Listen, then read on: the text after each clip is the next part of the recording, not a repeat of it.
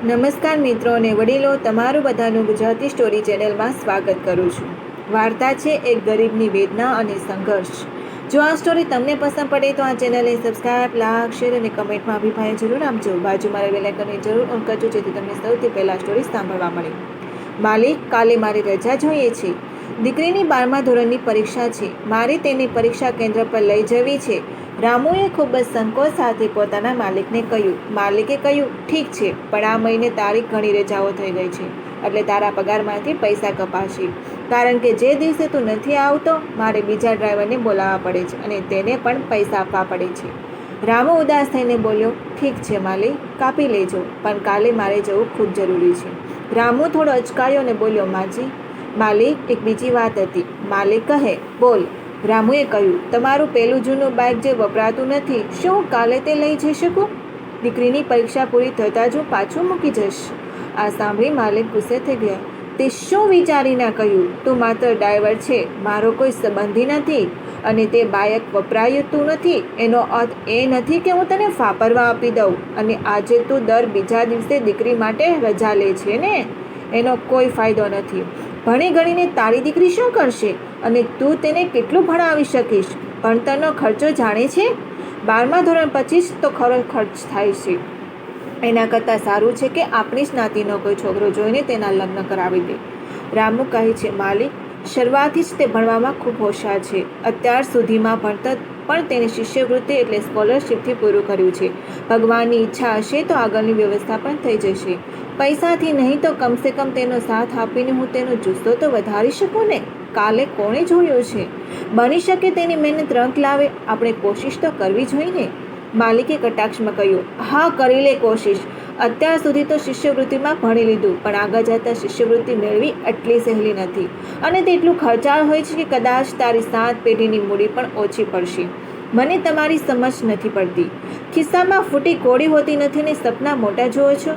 મારી દીકરી દિલ્હીમાં ભણે છે અને તેનો વાર્ષિક ખર્ચ 10 લાખથી વધુ છે.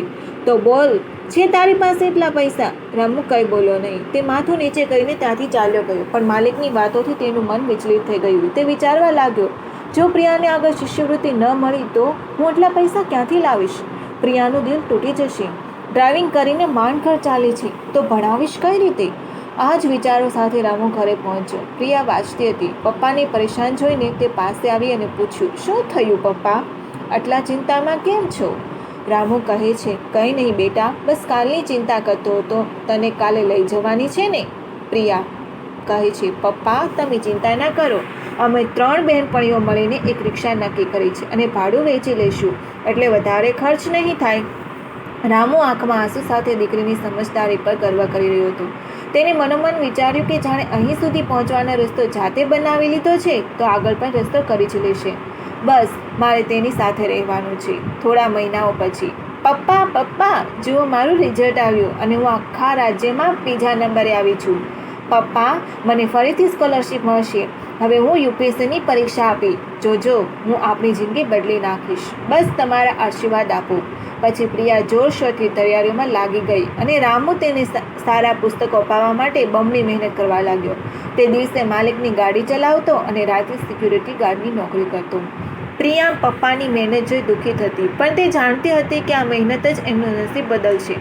સમય વીતતો ગયો, પણ સતત મહેનતને કારણે રામુનું શરીર ધોવાતું ગયું. આરામ ન મળવાને કારણે તેની તબિયત એટલી બગડી ગઈ કે તે કામ પર જવા માટે અસમર્થ થઈ ગયો.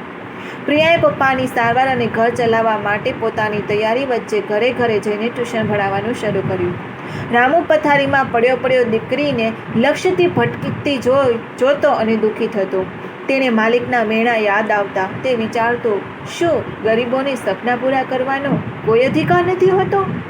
એક દિવસ રામુએ પ્રિયાને કહ્યું, માફ કરજે બેટા, તારી મહેનત અને સપનાની વચ્ચે તારો બાપ આવી ગયો. હવે તું સરખું ભણી પણ નથી શકતી અને હું તારો સાથ પણ નથી આપી શકતો. પ્રિયાએ કહ્યું, પપ્પા તમે ચિંતા ન કરો. તમે લાવેલા પુસ્તકોથી મેં ઘણું વાંચી લીધું છે. આ માત્ર મારી પરીક્ષા નથી, આ આપણી ધીરજ અને સંઘર્ષની પણ પરીક્ષા છે. સફળતાનો સૂરજ અને કરુણનો અંત. થોડા દિવસ પછી પ્રિયાનું પરિણામ આવ્યું. તે પાસ થઈ ગઈ હતી અને તેનું નામ છાપામાં ચમકતું હતું.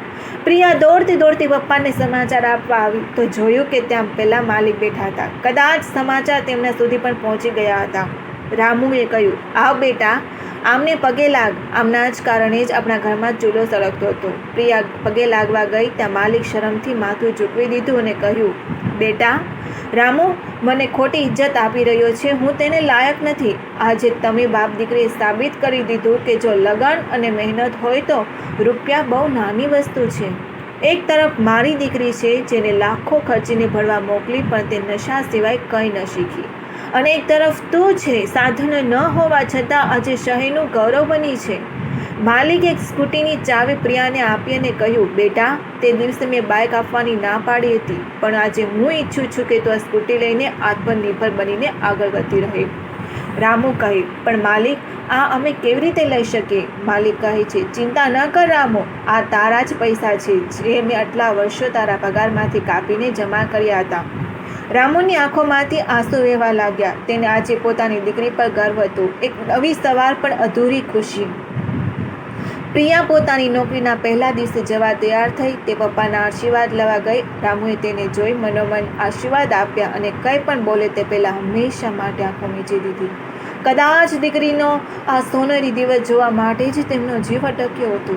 રામુ હંમેશ માટે ચાલ્યો ગયો હતો. પ્રિયા ધ્રુસકે ને ધ્રુસકે રડવા લાગી. પપ્પા, મારા સંઘર્ષમાં તમે મારી સાથે રહ્યા, પણ સુખના દિવસોમાં મને એકલી મૂકીને ચાલ્યા ગયા. પ્રિયા સમજી જ નહોતી શકતી કે તે ખુશ થાય કે દુઃખી, કારણ કે કાલે પપ્પા હતા પણ પૈસા નહોતા, અને આજે બધું જ છે પણ પપ્પાનો સાથ નથી. બોધ એટલો છે વાર્તામાંથી કે જીવનમાં માતા પિતા પોતાના બાળકોના ભવિષ્ય માટે પોતાનું વર્તમાન હોમી દે છે. સફળતા ત્યારે જ સાર્થક છે જ્યારે આપણે આપણા વડીલોનો સાથ અને પ્રેમ પામી શકીએ.